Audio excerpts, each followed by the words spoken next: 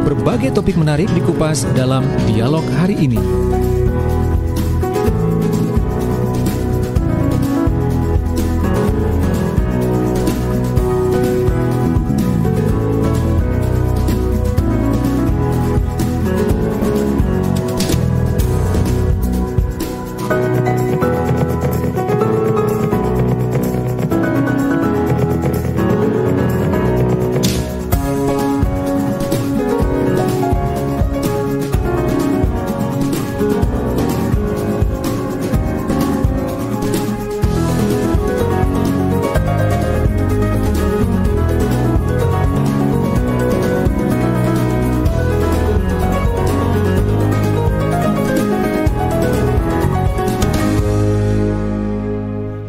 Selamat sore sahabat, Assalamualaikum warahmatullahi wabarakatuh. Bagaimana kabar Anda hari ini? Sudah persiapan untuk libur panjang? Selamat Natal untuk Anda yang sedang merayakan dan selamat liburan untuk Anda yang sedang liburan lumayan panjang ya, 25 merah, 26 juga pas hari Minggu. Biasanya ada yang ngambil nih cuti di tanggal 27 ya. Dimanapun Anda berada dan aktivitas apapun yang sedang Anda lakukan, tetap protokol kesehatan ya, jangan lupa karena ini kan liburan biasanya berkerumun. Nah, jangan lupa cuci tangan, pakai masker, dan upayakan tidak terlalu dekat, tidak terlalu sering berkerumun.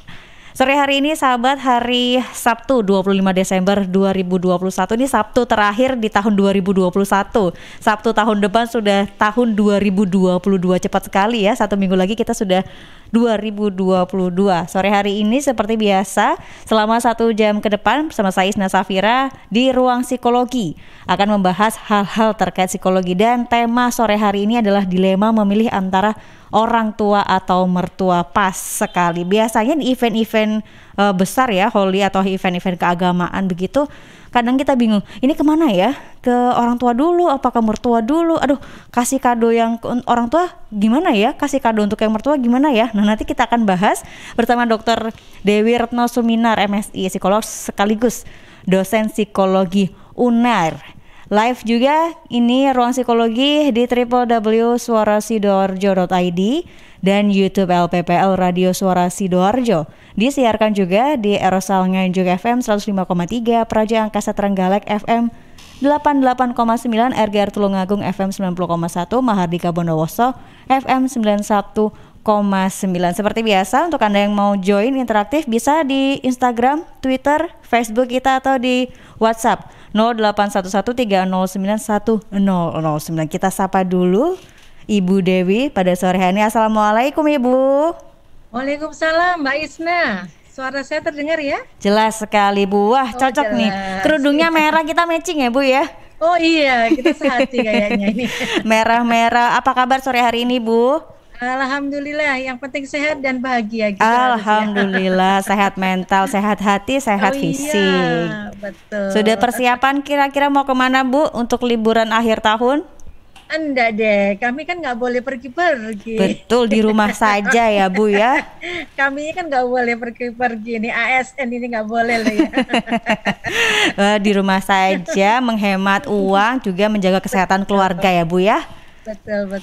Nah, ini pas Bu, tema kita sore hari ini kan kalau liburan itu ya Bu, atau banyak hari-hari tanggal-tanggal merah, kadang-kadang rumah tangga atau keluarga kecil itu bingung, ini baiknya ke orang tua dulu apa ke mertua dulu ya untuk merayakan biasanya Idul Fitri ya Bu ya, kebanyakan mayoritas kita kan muslim. Nah, sekarang ini pas Natal, ke orang tua dulu apa ke mertua dulu ya, aduh dilema sekali. Sebelum kita membahas soal dilema-dilema begitu itu, sebenarnya manusia itu kenapa sih Bu kok bisa ada dilema memilih dua hal begitu?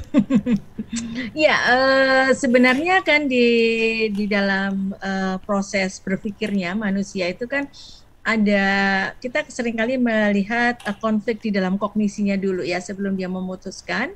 Kami di psikologi mengenal yang disebut dengan disonansi kognitif ya. Disonansi kognitif itu adalah konflik ya, ketidaksesuaian antara sikap dan perilaku yang harus dia lakukan. Ya, kadang-kadang ini yang membuat akhirnya perasaan tidak nyaman, muncul perasaan tidak nyaman. Misalnya satu contoh, saya tuh sebenarnya kan ini orang tuaku gitu ya, aku harus datang ke orang tuaku misalnya kayak gitu.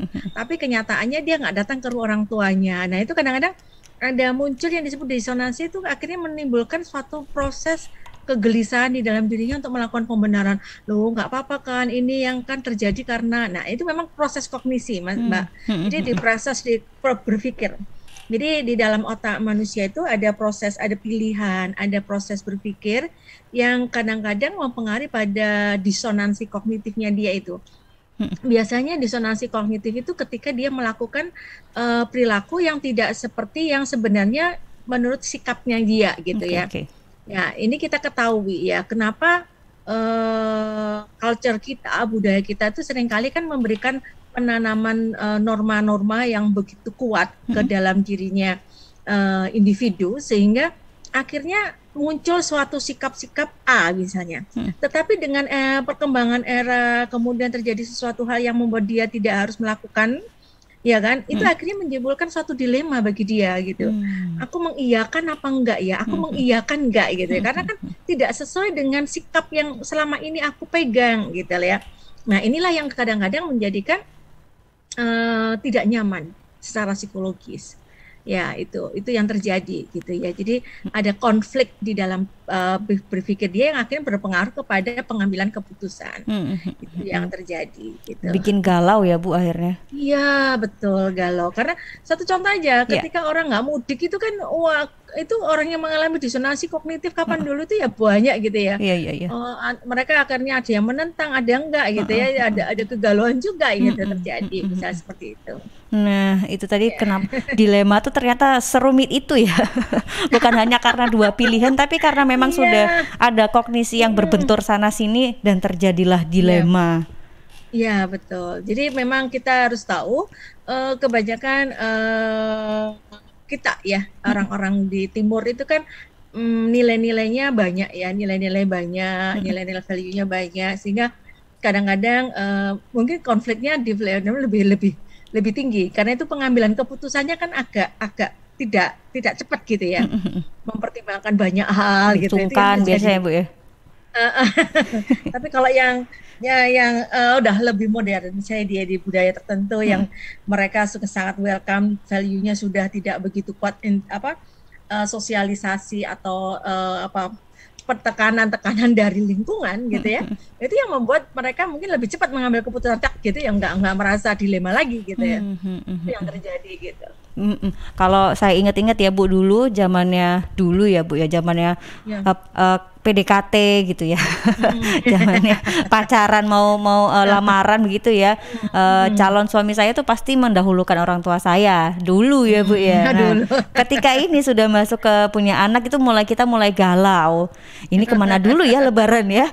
Ke orang tua dulu apa ke mertua dulu? Nah, mungkin bagaimana ini Bu menyikapi misalnya saya, bagaimana saya harus bersikap ketika Lebaran tiba? Saya ke orang tua dulu atau ke mertua dulu ya Bu? Saya mungkin sebagai perempuan ya.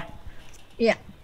Ada berbagai pertimbangan ya. Jadi saya contohkan, ada sebuah keluarga yang membuat suatu keputusan begini. Biar fair ya, mungkin dia mengatakan setiap tahun berganti gitu ya. Tahun ini saya ada di sini, tahun besok ada di situ gitu. Nah, itu dikomunikasikan secara terbuka pada keluarga besarnya. Dengan begitu, maka akan terjadi mereka yang lainnya akan menyesuaikan diri. Kapan ketemunya? Mungkin ketemunya pas pas hari terakhirnya, atau bagi mereka kalau mereka berkumpul mereka akan tahu gitu ya. Mereka membuat patokan gitu ya. Oke, tahun ini pasti di sini, tahun depan ke rumah sana, tahun ini di sini, tahun besoknya ke sana. Itu dilakukan secara seimbang gitu ya, sehingga akhirnya itu juga akan melegakan bagi pihak salah satu ya. Jadi mertuanya juga akan mungkin merasa tahu bahwa oh tahun ini di sana dulu, nanti ke sini hari raya keduanya gitu. Jadi memang kalau misalnya yang satunya oh iya ini masih ada di rumah sana, rumah di keluarga sana, nanti akan hari yang berikutnya ada di sini. Jadi kebiasaan kalau diganti berselang-seling gitu, itu kalau dikomunikasikan secara terbuka di dua belah pihak, mungkin mereka sudah tidak mengharapkan lagi gitu, sehingga mereka sudah tahu gitu, oh ya sekarang waktunya sini dulu, waktunya sana dulu. Itu yang yang baru. Kemudian pada keluarga-keluarga yang tinggal dengan keluarga inti ya, itu pun juga bisa gitu. Misalnya keluarga besar ya, keluarga besar. Jadi misalnya dia tinggal satu rumah dengan ibu mertuanya atau dengan orang tuanya, itu pun juga harus diperlakukan seperti itu, maka menjadi lebih paham. Kadang-kadang ada ego begini loh, kamu kan tinggal di sini, ya harus hari pertama di sini. Nah ini nggak bisa, kadang-kadang menimbulkan tidak nyaman. Nah sebaiknya tetap gitu, jadi tetap tetap diperlakukan besok di sana, besoknya lagi di sini gitu loh. Itu yang sering kali. Kadang-kadang kan mereka mengontrol, karena kamu di sini ada tinggal di rumah sini ya, harus ada di sini. Nah ini yang kadang-kadang menimbulkan tidak sukanya gitu. Karena mereka menganggap bahwa Lebaran pertama itu kan lebih suasananya berbeda gitu ya. Betul. Dengan Lebaran berikutnya gitu. Kadang-kadang seperti itu. Jadi satu contoh seperti itu. Jadi saya berharap ya saya sarankan untuk tetap membagi gitu ya, secara berselang-seling gitu. Komunikasinya berarti harus terbuka, harus legowo begitu ya Bu ya? Ya, kalau disampaikan terbuka biasanya akan pihak salah satunya pasti akan mengetahui gitu ya, sehingga mereka sudah mengarrange juga gitu ya. Wah ini tahun ini kemarin udah di sini ya pertama, oke, besok pasti wah ini tahun Lebaran kedua ini ya, baru misalnya ibunya besok masaknya yang besar hari kedua aja, nanti anak-anak ngumpulnya di hari 2. Mereka udah paham gitu. Jadi lebih bisa dilakukan dengan cara seperti itu. Baik, itu tadi kalau soal Lebaran ya Bu, kita agak serius lagi nih, lebih jeru kalau bahasa orang Jawa. Menikah itu kan tidak hanya menikahi satu orangnya saja ya Bu ya, juga menikahi keluarga besarnya. Nah kalau sudah menikah, kadang-kadang soal anak saja, orang tua dan mertua ini beda kan Bu ya? Iya betul. Nah kadang nih manten baru bingung bagaimana menyikapi saran dan masukan atau dalam tanda kutip nasihat ya, dalam tanda kutip yang menekan bagi keluarga manten baru biasanya. Bagaimana manten baru harus menyikapi orang tua atau mertua nih, saran mana nih yang didengerin nih? Ya sebenarnya pernah juga saya sampaikan bahwa ketika seorang pasangan muda itu harusnya berpikir begini. Jadi ketika Anda menikah gitu ya, Anda adalah sebuah keluarga baru dengan nilai-nilai value yang didapatkan dari hal positif dari keluarga dari pihak suami Anda ataupun hal yang positif dari diri Anda. Itu misalnya seperti itu. Nah, saran saya adalah Anda membentuk value yang baru. Value yang baru mengambil apapun yang terbaik. Nah, karena dengan prinsip seperti ini, maka ketika mendapatkan masukan, mendapatkan tekanan dari orang tua ataupun dari mertua, maka yang harus Anda ambil adalah itu baik enggak buat nilai value keluarga Anda. Nah, kalau itu baik untuk value di keluarga Anda, terapkan.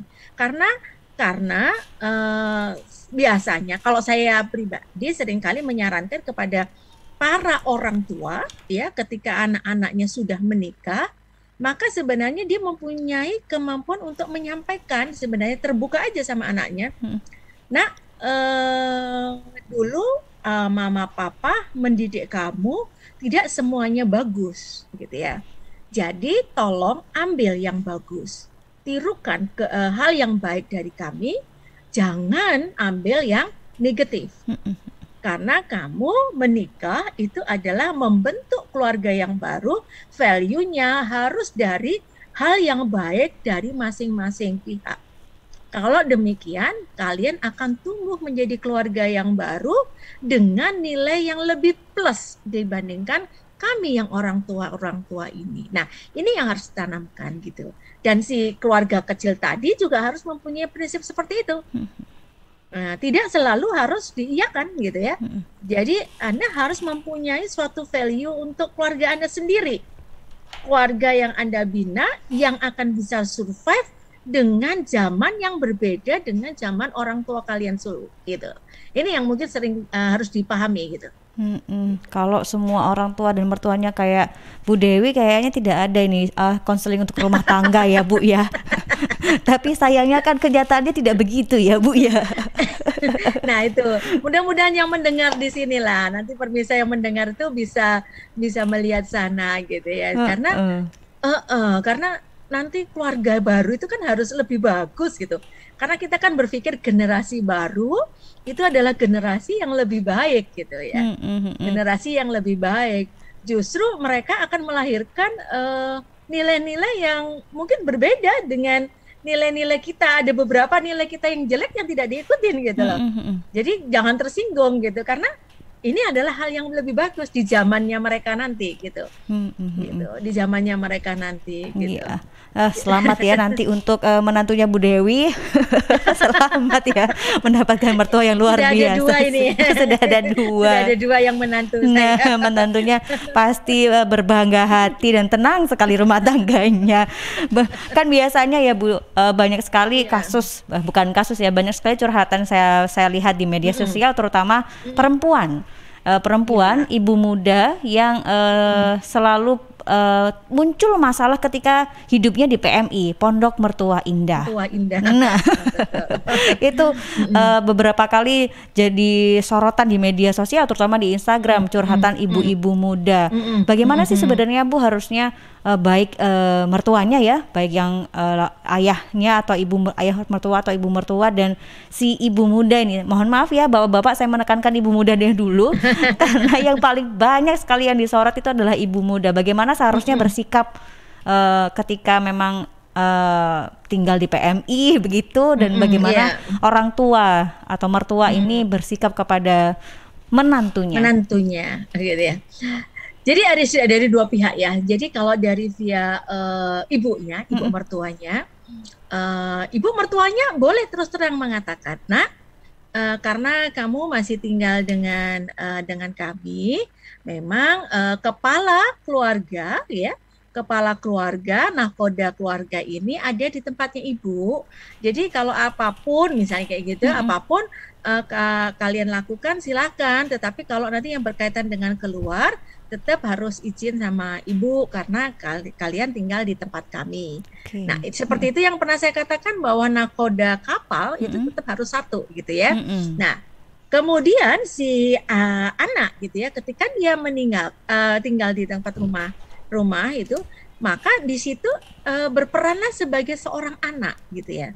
Berperanlah sebagai seorang anak karena memang belum mengatur untuk nah, jadi kalau itu menyampaikan misalnya, "Ibu, saya mau masak ini, gimana Ibu?"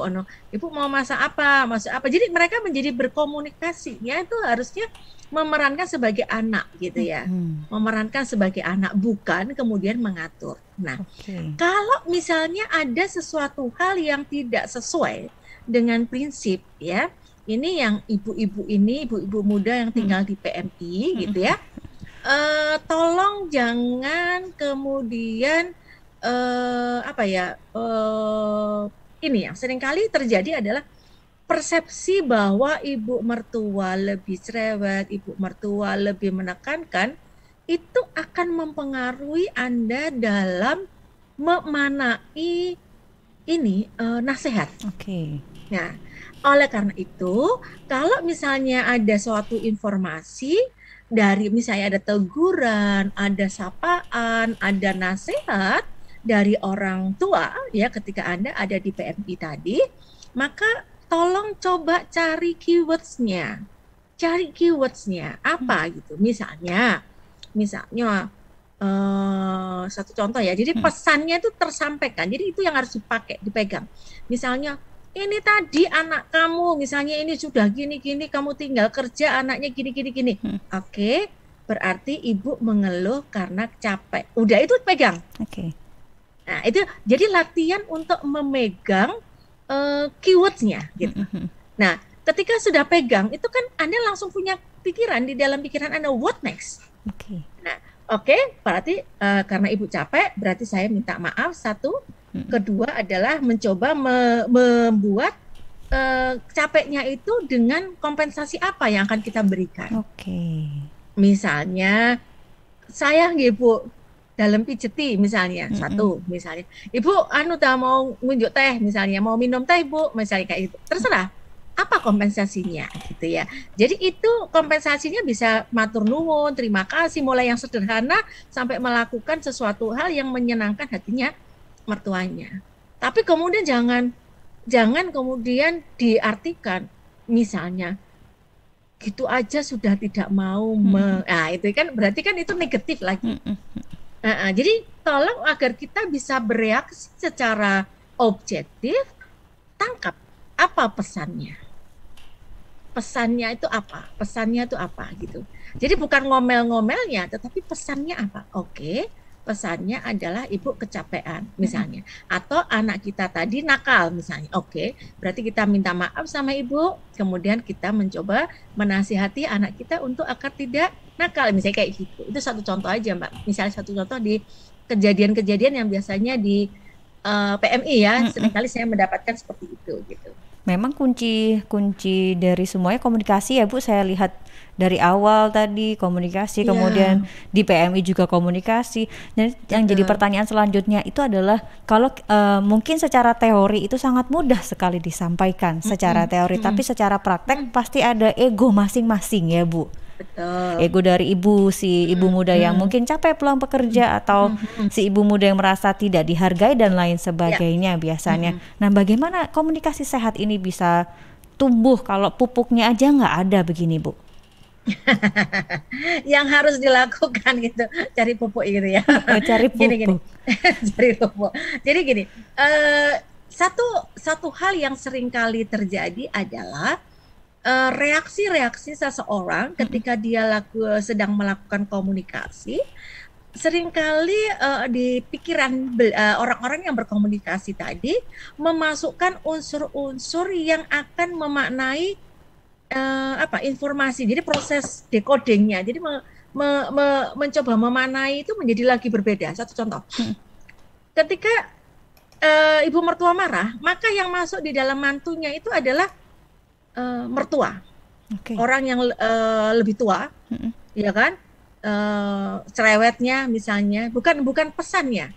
Nah, ini yang latihan, memang harus latihan, atau gitu ya, atau kebalikannya, gitu, kebalikannya. Ibu mertuanya melihat si menantunya, gitu ya, misalnya suatu contoh, ya, dia mungkin melihatnya masih muda, itu dimasukkan di otaknya, ya kan, masih muda, dia kan nggak tahu kebiasaan keluarga kita, jadi itu yang menjadi bumbu yang membuat tidak nyaman sebenarnya. Kalau bumbu biasanya enak ya, tapi ini virus gitu. Saya mengatakan virus gitu. Nah, virus-virus inilah yang seringkali kalau kita berkomunikasi dengan seseorang itu menjadi racun. Nah, ini yang harus bisa kita buang. Jadi lebih ditangkap pada pesannya. Ya, jadi kalau kita berkomunikasi itu seringkali yang disertakan itu yang racun-racun tadi. Ya dia mertua misalnya. Oh ya, kami ini masih numpang ya, kayak gitu. Jadi ada itu yang masuk gitu loh. Dan itu yang menjadi racun sehingga kita tidak menangkap pesan. Gitu. Nah, ini latihan gitu. Dengan siapapun gitu. Jadi kadang-kadang kalau dengan pimpinan itu yang ketika dimarahin pimpinan yang dimasukkan di otak itu ya pimpinannya, statusnya pemimpinnya gitu ya, atau bajunya atau matanya melotot itu masuk semua gitu loh. Yang jelek-jelek malah masuk ya Bu ya. Iya gitu, dan tapi tidak pesannya itu yang diambil, keywordsnya itu pesan. Berarti nah memang ini yang memang latihan untuk menangkap pesan itu. Menangkap pesan, menangkap ikan gampang ya Bu ya, menangkap pesan ini yang rada susah. Itu iya, apalagi kalau di pasar mana gitu ya. Tinggal diambil, dipetetin, dibumbuin sudah ya Bu. Kalau menangkap pesan apalagi sama ibu mertua, aduh. Pulang kerja, wah jadi curhat ceritanya ini. Baik Bu Dewi, terima kasih. Ini kita jeda sebentar ya Bu, nanti setelah ini kita akan bahas. Sudah ada pertanyaan di YouTube juga dan di WhatsApp, juga di line Instagram kita. Kita jeda sebentar, sahabat Jawa Timur. Kita putar dulu iklan, kita silahkan dulu iklan yang akan lewat sebentar lagi. Kami akan segera kembali di Ruang Psikologi. Tetaplah bersama kami.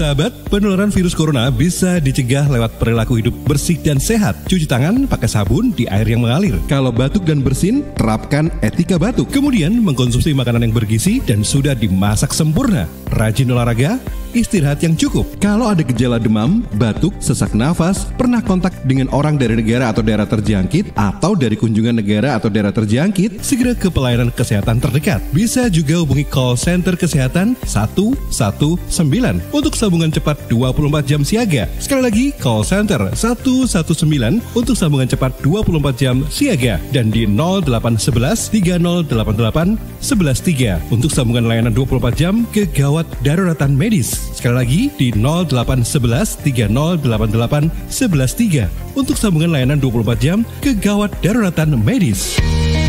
Cegah penularan virus corona lewat hidup bersih dan sehat. Iklan layanan masyarakat ini persembahan Dinas Kesehatan Kabupaten Sidoarjo didukung Suara Sidoarjo. Baik sahabat, ada informasi panggilan sidang dari Pengadilan Agama Sidoarjo ada 3. Yang pertama atas nama Dede Bayu Pratama bin Amri Anggi Amir. Dulu tinggal di Jalan Jeruk 1 RT 02 RW 09 Desa Wage, Kecamatan Taman, Kabupaten Sidoarjo. Sekarang tidak diketahui dengan jelas tempat tinggalnya. Saudara Dede Bayu Pratama bin Amri Anggi Amir dimohon hadir di persidangan Pengadilan Agama Sidoarjo pada hari Rabu 29 Desember 2021 jam 8 pagi. Selanjutnya, sahabat, panggilan atas nama Romli bin Jimin, dulu tinggal di Kedung Boto RT 015 RW 03 Desa Taman, Kecamatan Taman, Kabupaten Sidoarjo. Sekarang tidak diketahui dengan jelas tempat tinggalnya. Saudara Romli bin Jimin dimohon hadir di persidangan Pengadilan Agama Sidoarjo pada hari Rabu 29 Desember 2021 jam 8 pagi. Yang terakhir sahabat, panggilan sidang atas nama Srianto bin Marsuli, dulu tinggal di Kepatihan RT 01 RW 02 Desa Kepatihan, Kecamatan Tulangan, Kabupaten Sidoarjo.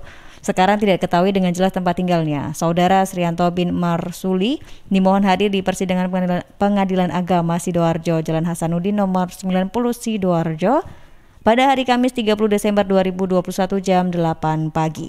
Panggilan sidang ini dari Pengadilan Agama Kabupaten Sidoarjo.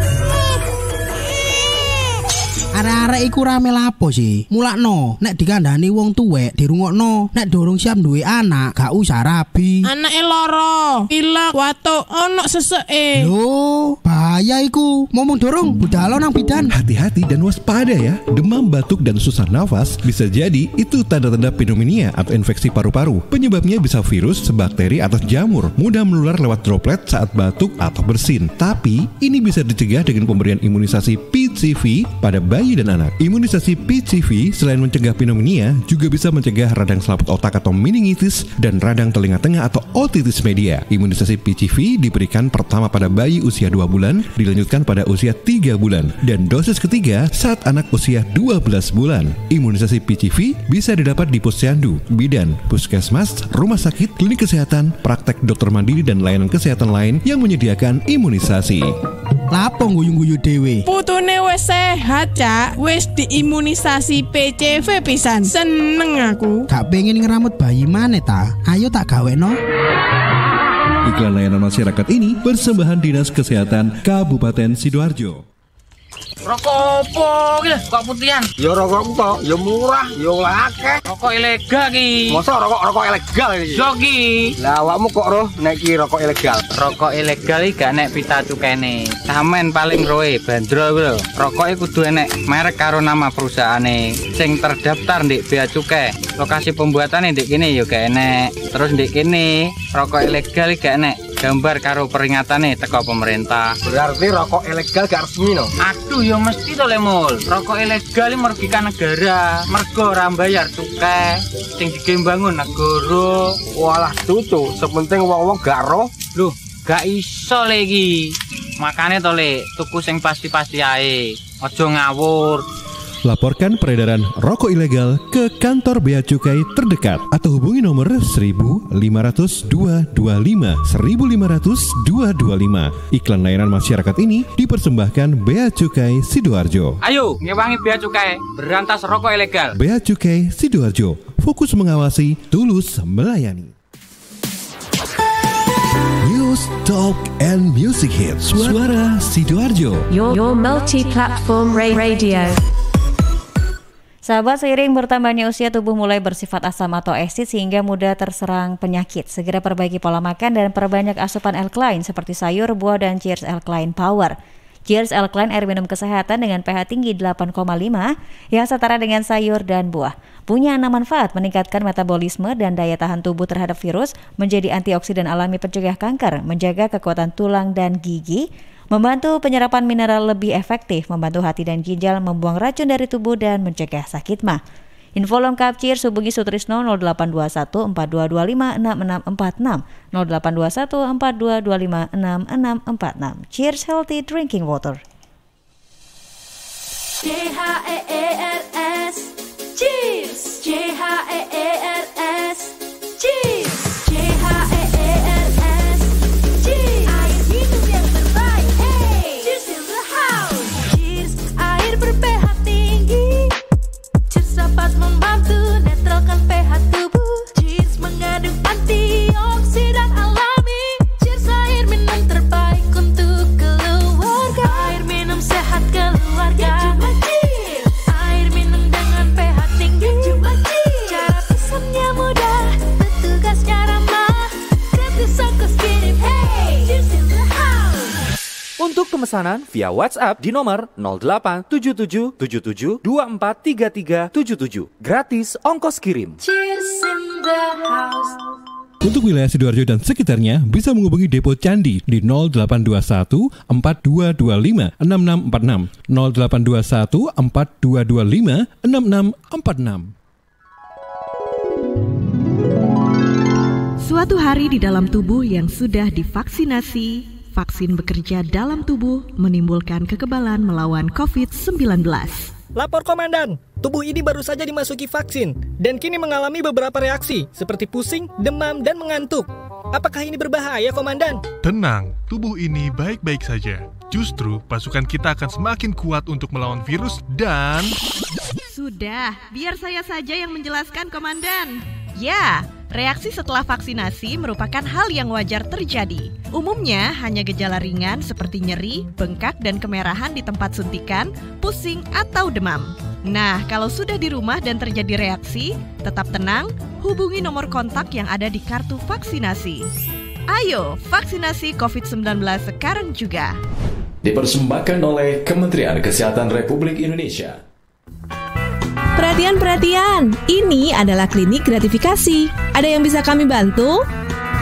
Mau nanya Min, kalau ada penghulu atau ustadz dari KUA Departemen Agama yang menerima amplop uang dari mempelai, itu termasuk gratifikasi atau bukan sih? Soalnya udah jadi hal lumrah di masyarakat. Makasih. Itu tadi pertanyaan dari Adif_Aljosa melalui Twitter @adifniarto dan akan langsung dijawab oleh Henny Kusumaningrum dari Direktorat Gratifikasi KPK. Silahkan.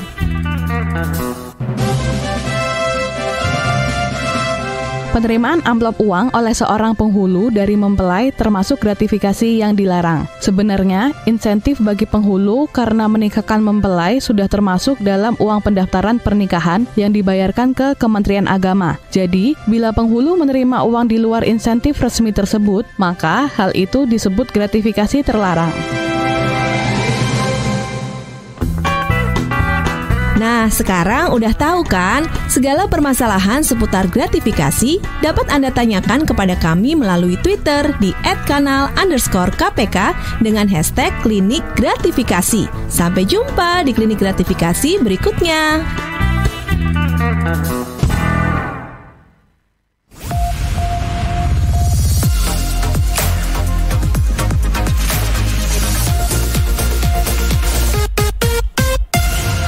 Baik sahabat Jawa Timur, kembali di Ruang Psikologi masih bersama dengan Dr. Dewi Retno Suminar MSI, psikolog sekaligus dosen psikologi UNER. Ibu masih bersama kami? Yuk, ya, masih. Baik, Ibu, kita langsung ke pertanyaan saja ya Bu ya. Antri sekali pertanyaannya, sepertinya banyak yang curhat di akhir tahun ini ya Bu. Saya baca dari YouTube dulu, dari akun Warung Pak Citro, PKH Citro. Bagaimana kalau ada standar ganda dalam mendidik anak atau cucu yang dari mertua begini, dari ortu begitu? Bagaimana Bu? Iya, Pak Citro ya. Iya. Iya. Ini langsung ya Mbak Isna ya? Boleh Bu. Iya, oke. Jadi ada standar ganda. Ini biasanya konflik yang terjadi ya, konflik yang terjadi antara pasangan dengan orang tua ya, orang tua atau mertua atau ini ya, orang tua. Nah, saran saya kembali lagi, keluarga baru adalah keluarga yang mempunyai norma sendiri ya, aturan sendiri, value sendiri. Nah, ini yang harus dikomunikasikan ya, kan itu tadi saya mengatakan dia mungkin tidak sama dengan value yang diantara mungkin dengan mertuanya atau dengan orang tuanya sendiri. Karena kan orang kemudian yang berikutnya kan dia harus menjadi generasi yang lebih bagus gitu ya. Kembali lagi ketika ada standar ganda ini tolong dibongkar menjadi standar tunggal gitu ya, standar tunggal, yaitu standar yang akan dibangun oleh keluarga kecil Anda gitu ya, keluarga kecil Anda, karena keluarga kecil ini kan sudah harus membentuk lagi yang baru gitu ya. Satu contoh yang value yang paling mudah, misalnya kalau dulu zaman orang tua, nggak boleh anak ini makan micin gitu, tapi kemudian perkembangannya micin itu memacu otak juga gitu ya, ada yang memacu otak juga, tapi cuma kadarnya tetap harus terjaga. Ada perubahan-perubahan, ada inovasi-inovasi. Nggak boleh menggunakan handphone gitu ya waktu makan gitu ya. Dulu makan boleh di depan televisi lah, sekarang televisinya diusung menjadi hal yang kecil yang ada dia bawa untuk ditaruh ketika anak-anak itu makan. Ya sama aja sebenarnya kan, makan di depan TV karena TV-nya besar, ini makan ada di depannya ada tab gitu misalnya. Jadi sebenarnya ada value yang berubah, jadinya tidak bisa dibuat harus sama gitu ya dengan zamannya yang orang tua. Jadi keluarga kecil ini ada suatu value yang baru yang tentunya hal yang bagus dari orang tua Anda atau mertua Anda yang Anda ambil gitu ya. Dan sesuai dengan perkembangan zaman yang baru gitu. Karena kalau enggak, nanti generasi yang berikutnya ini nggak bisa survive, nggak bisa menghadapi tantangan di zaman yang berikutnya, yang tidak sama dengan zaman kita dulu gitu. Orang-orang yang tua gitu ya. Oleh karena itu harus berikan kepercayaan ya, mintalah kepercayaan pada orang tua atau mertua bahwa kami akan mendidik anak kami dengan baik, tolong doanya. Nah itu kan doa itu tetap membuat orang tua itu tetap orang tuakan gitu ya, di orang tuakan gitu ya. Jadi minta doanya dari orang tua, minta restunya dari orang tua agar mereka berkembang mendidik anaknya dengan sebaik yang mereka bisa gitu.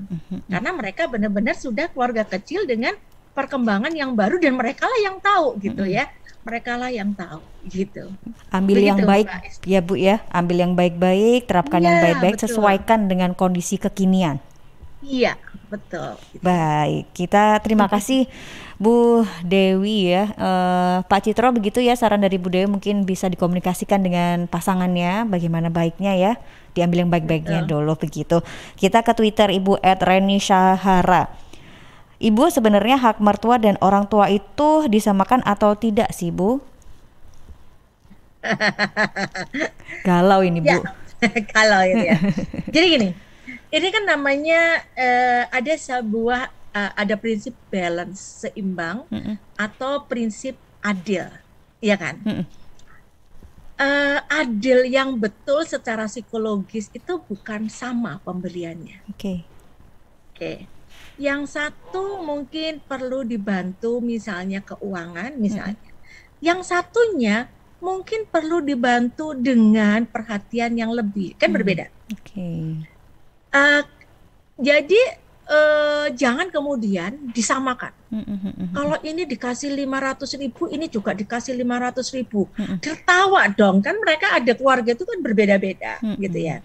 Jadi kita tidak boleh merasa iri gitu ya kalau kita sebagai mertua gitu ya. Kalau kita tahu, wah ini kok dia mendapatkan uang gitu ya, di sana dikirimin uang, kok saya nggak dikirimin uang, ya jangan merasa marah. Memang uang seperti itu misalnya apakah berguna buat kita gitu ya, mungkin akan berguna kalau diberikan ke yang lainnya. Jadi ada sesuatu hal yang perlu diperhatikan di sini. Adil itu tidak harus sama. Nah ini kalimat itu ya, nggak harus sama gitu. Jadi kalau kita membuat prinsip seperti itu, ya, maka kita bisa tahu bahwa kita sebenarnya sudah seimbang dalam atau sudah adil dalam memberikan perhatian kepada mertua dan orang tua kita. Ya, karena mereka juga berasal dari keluarga yang berbeda. Anda dengan pasangan suami Anda kan berbeda. Betul. Mungkin kondisi keuangannya sama, misalnya sama-sama kaya. Tetapi mungkin misalnya yang satunya Anda dari keluarga besar, yang satunya cuma anak tunggal. Mungkin yang satunya sudah mendapatkan perhatian banyak dari saudara-saudara Anda. Tapi keluarga istri Anda yang tunggal ini mungkin membutuhkan perhatian gitu ya. Karena memang tinggal satu anaknya. Ya kan berbeda nantinya. Jadi ini yang harus dipikirkan. Keadilan itu tidak harus sama persis gitu. Tidak harus sama persis gitu. Sehingga pemberian, perhatian atau apapun jangan disamakan. Justru jangan sama. Demikian juga nanti ketika Anda dengan anak-anak Anda gitu, adil itu tidak selalu sama. Gitu ya. Memberikan. Disesuaikan. Ya, ini yang salah kalau zaman dulu dalam dulu ya ini satu semuanya sama, tidak. Ya kan, perutnya aja berbeda ya kan? Disesuaikan dengan kebutuhannya berarti ya Bu ya. Iya, jadi individual differences-nya benar-benar kelihatan gitu ya. Dan demikian mertua dan ini akan merasa bahagia karena oleh karena itu tolong cari yang dibutuhkan dari masing-masing itu apa. Berikan yang dibutuhkan. Jadi cari dulu kebutuhannya masing-masing apa dulu ya, Mbak Reni ini. Jadi tidak, kalau mau disamakan boleh, tapi lebih baik dilihat dulu lah butuhnya apa. Mungkin yang satu butuh berlian, satunya butuh emas. Ya, beda kan berlian dengan emas. Beda harganya Bu ya. Iya betul, beda harganya. Baik, kita ke Instagram ya Bu ya, ada Gandhi Sandi. Selamat sore Ibu, dari kecil saya sudah hidup mandiri karena mama saya sudah lama tiada sehingga ayah jadi ibu dan juga ayah. Ketika masalah muncul ketika saya masuk jenjang pernikahan dan hidup serumah dengan mertua. Karena saya dibilang tidak bisa dekat dengan mama mertua. Ada saran untuk saya Bu? Kehilangan sosok ibu ya mulai kecil ya. Ya betul. Karena mandiri itu ya mungkin karena nggak pernah. Coba Anda balik pikirannya dibalik. Mungkin Tuhan akan memberikan saya kesempatan untuk merasakan kasih sayang ibu melalui mertua saya. Dibalik. Jangan menjadi pembenaran bahwa aku seperti ini ya karena aku dulu seperti ini. Ini membuat Anda tidak growing up. Jadi sebenarnya Anda jalan di tempat karena Anda tetap sama gitu ya. Coba Anda balik cara berpikirnya. Wow, aku dulu tuh nggak punya mama. Aku dulu udah nyaman dengan ibu bapakku tok gitu ya. Dengan papa itu nyaman. Dan saya kayaknya ya memang nggak perlu untuk itu. Tapi coba dibalik cara. Bahwa aku sekarang membutuhkan gitu. Dan itu diungkapkan, perlu juga diungkapkan ke mertua. Matur nuwun, terima kasih. Dulu biasanya sama papa aja, sekarang ada mama. Mama nanti jangan segan-segan ya kalau saya sering tanya-tanya sama mama. Gak apa-apa. Karena di sinilah letaknya bahwa Anda akan merasakan itu gitu. Mungkin ada benturan, mungkin karena penyesuaian, karena selama ini Anda nggak pernah berinteraksi dengan kelembutan yang biasanya diberikan seorang perempuan gitu ya. Anda kan seringkali karena mandiri, Anda pokoknya tak sehingga Anda kadang-kadang iya gitu. Nah, coba Anda lihat itu. Jadi satu hal yang menyenangkan gitu ya. Kemudian bertanya dulu ibu, misalnya satu hal yang sangat bisa menjadi jembatan ya ketika Anda untuk menjalin komunikasi. Misalnya nanti kalau Anda hamil, misalnya mama kalau hamil gini gimana dulu, mama hamil mas gimana, tanya gitu, caranya gimana. Itu kan memperlakukan dia sebagai sumber informasi. Dan ini kan menjadi menyenangkan buat kita sebagai orang yang dulunya tidak punya mama, menjadi mendapatkan mama kan gitu. Kesempatan untuk bermanja-manja boleh gitu ya. Itu sampaikan gitu. Saya merasa menemukan seorang mama baru. Itu kan mengharukan juga dan membuat hubungan menjadi oh ya aku saling membutuhkan gitu kan gitu.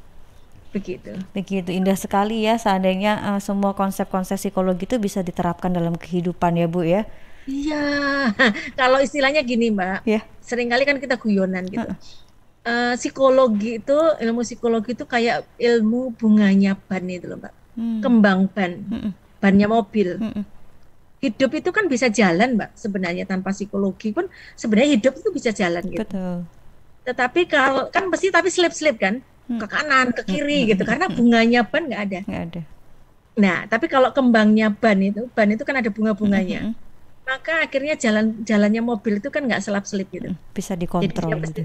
Iya, itu istilahnya. Jadi kami itu sebenarnya cuma kembangnya ban itu. Kembangnya, tapi mengontrol jalannya ban kehidupan. Ya, mengontrol biar tidak selip kayak gitu. Nah, kayak gitu. Iya, Bu Dewi. Sudah jam 4 lebih ternyata ya Bu Dewi. Terakhir sebagai penutup kesimpulannya. Ini karena topiknya menarik sekali ya Bu, soal rumah tangga ya. Apalagi ada ibu mertua dan juga orang tua. Hit sekali itu rame di media sosial. Sebagai penutup Bu, mungkin bisa disampaikan kesimpulan dilema memilih antara orang tua dan atau mertua. Oke. Dilema itu bisa berkurang dilemanya kalau dari sisi orang tua. Saya ingin menyarankan untuk tidak terlalu mencampuri pada keluarga baru dari anak-anak kita, karena keluarga yang baru mempunyai nilai value yang baru.